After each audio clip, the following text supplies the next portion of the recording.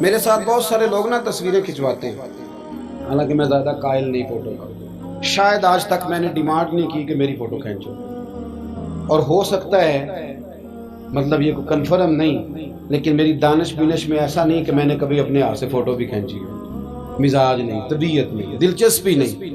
لیکن میرے گاؤں کا ایک موچی ہے، جوتے گانٹتا ہے، اس شخص نے 4 بیٹیاں بیائی ہیں جوتے گانٹ کے، اور میرے ابا جی بتایا کرتے تھے کہ جن دنوں نا دھیلا چونی جوتا گانٹنے، اب تو جوتے کوئی گنڈواتا ہی نہیں، اب تو گانٹنے کا رواج نہیں، اب تو بچے نئے لیتے ہیں، تو جوتا گانٹنے کے لیے جب اس کو دیتے تھے تو چونی اگر اس کی ہوتی تھی نا تو اس کو کہتے تھے نا روپیہ تو رکھ لے، تو کہتا کیوں رکھوں جی، میری چونیاں تو میں نے چونی لے لی، اور ناراض ہو جاتا تھا۔ 4 بیٹیوں کی شادی کی ہے اس نے، پھر اللہ نے اسے عمرہ بھی کرایا، اور آج بھی وہیں بیٹھا ہے۔ تو میں جب گاؤں جاتا تو میں کہتا ہوں چاچا میں تیرے ساتھ تصویر کھنچوانی ہے، تو مجھے کہتے ہیں پتر میرا تو منہ بھی نہیں تو گیا میرے ساتھ فوٹو، تو میں کہتا ہوں یار تو ایک انسان ہے، تو ایک مثال ہے، جس بندے نے ہاتھ پھیلانے سے نفرت کی ہو، اب تو چندہ ہی چندہ رہ گیا، چندہ ہی چندہ، اس کے علاوہ اللہ معاف کرے کوئی دوسری شے۔ میں گلاسکو میں تھا تو مجھے ایک صاحب کہنے لگے آپ نے کوئی اعلان چلان نہیں کرنا، مدرسہ نہیں ہے؟ میں نے کہا مدرسے بڑے ہیں پر اللہ کا فضل ہے، کیونکہ وہ نبی کریم کے نام کے ہیں تو ہمیں کبھی کمی کوئی نہیں آئی، کبھی نہیں کمزوری آئی، رونے کا مزاج بھی نہیں، وہ چل رہا ہے مدرسہ۔ تو میں نے کہا آپ کیا سمجھتے ہیں جو یہاں آیا ہے وہ چندے لے نہیں آیا ہے؟ کیا مزاج آپ لوگوں نے بنا لیا، اس سے نکلیں۔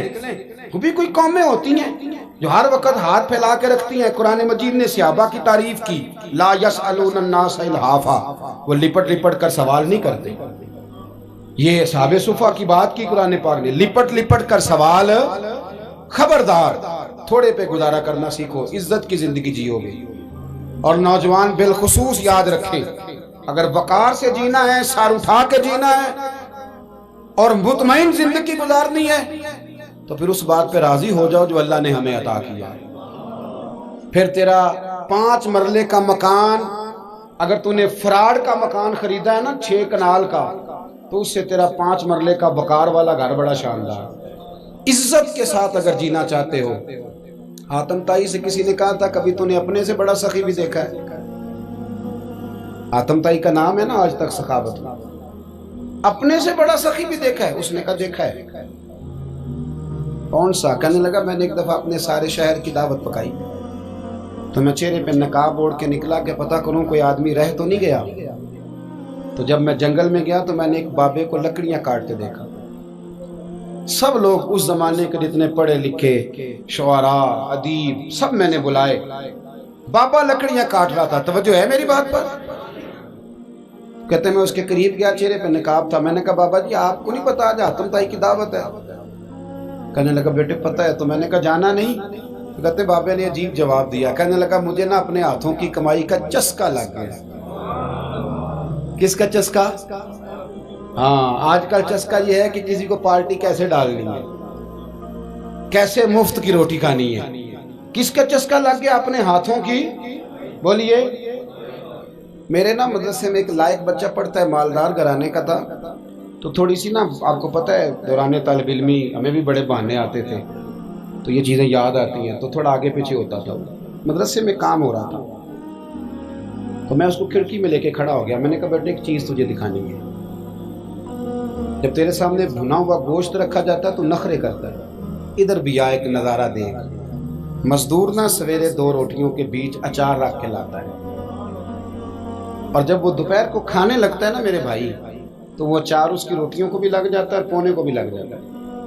لیکن جب دوپہر کا وقت ہوتا ہے تو مٹی سے لتھڑے ہوئے ہاتھ پہلے وہ جا کے ٹوٹی پہ دھوتا ہے، پھر وہ کیا کرتا ہے کہ وہ پانی کا پیالہ خود بھر کے رکھتا ہے، توجہ میری بات پہ رکھیں، پھر وہ زمین پہ بیٹھتا ہے اور جب وہ پونا کھولتا ہے نا، کبھی اسے کھاتے ہوئے دیکھو، یوں محسوس ہوتا ہے کہ دنیا کی ساری نعمتیں اس کے سامنے پڑی ہوئی ہیں، اور ٹیبل پر بیٹھ کر 22,000 کی روٹی کھانے والے اتنا شکر ادا نہیں کرتے جتنا وہ بندہ شکریہ ادا کرتا ہے۔ یا اللہ تیرا شکر ہے، یا اللہ تیرا شکر ہے۔ اور ان کو لفظ نہیں سیدھے پڑھنے آتے، ویسے بھی لفظ تاثیر سے بنتے ہیں تلفظ سے نہیں۔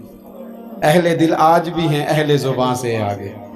صحیح تلفظ نہیں ادا کرنا آتا، لیکن جب وہ ہاتھ باندھ کے کہتے ہیں نا یا اللہ تیرا شکر ہے، تو یوں محسوس ہوتا ہے کہ روٹی تو اس بندے نے کھائی ہے.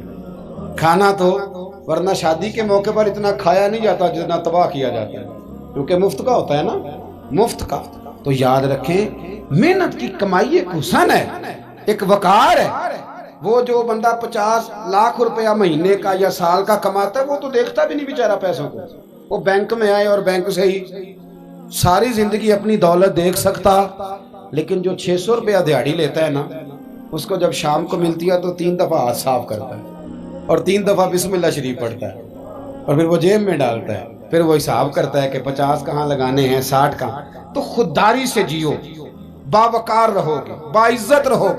حاتم طائی کہتے ہیں مجھے کہنے لگا کہ مجھے ہاتھوں کی کمائی کا چسکا لگ گیا ہے، اب مفت کے دسترخوان پر مجھے مزہ نہیں آتا. تو کہتے ہیں میں تو بس اس کا فدائی ہو گیا. جب میں واپس آنے لگا تو اس نے مجھے آواز دی. میں واپس پلٹا تو کہنے لگا بیٹا آپ بھی دعوت پہ جا رہے ہیں؟ میں نے کہا ہاں. تو اس نے مجھے 5 دینار نکال کے دیے. کہنے لگا یہ لے جاؤ، حاتم طائی کو نہ دینا، وہاں جو آدمی لنگر پکا رہا نا اسے دے دینا. یار بڑے بڑے لوگوں نے روٹی کھانی ہے، چلو میرا بھی حصہ پڑ جائے گا. تو حاتم طائی کہتے ہیں میں گھوڑے سے گر گیا، چہرے سے کپڑا اٹھایا اور میں نے کہا بابا میرے سینے سے لگ، میں تو امیر ہو کے سخی ہوں نا، تو غریب ہو کے بڑا سخی ہے. آج سمجھ آئی ہے تیری سخاوت کی.